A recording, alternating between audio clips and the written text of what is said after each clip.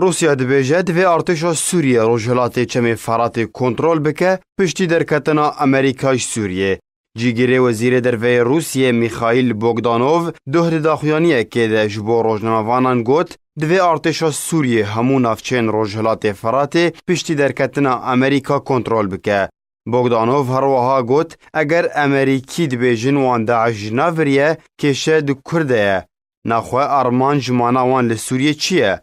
هر دوی درباره ده وزیر دروی روسیه سرگی لاوروف دو کنگره که روزنامه‌وانی لگل هفشان خوی سوری ولید المعلم گوت هبونا امریکی و روج آوایی لسوریه نرواییه و آمجه بوی اکیدا گو امریکیان گلک جاران سوزا وکشاندن ایش سوریه دانه لی بهانه انجور بجور جبو مانه دردخن. هلوسا روسی لدیجیمانا امریکا لسوریه هفدمی وی اکیتی گو وزارتا دروی امریکا سردانا شانده که ولاتی خوش بو شامه نراست کر و او یک ببرواجی استراتیجی حکومت امریکی یاد وید میده بناف کر.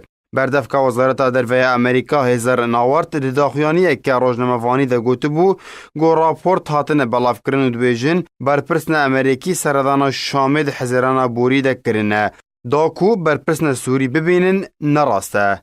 ناورت هروها گوته بو او راپورت دوری راستیه نه و نلگوری استراتیجی امریکیا دوی دمیده و تو آگاهی اوی جوینه که وی آوائی تونه.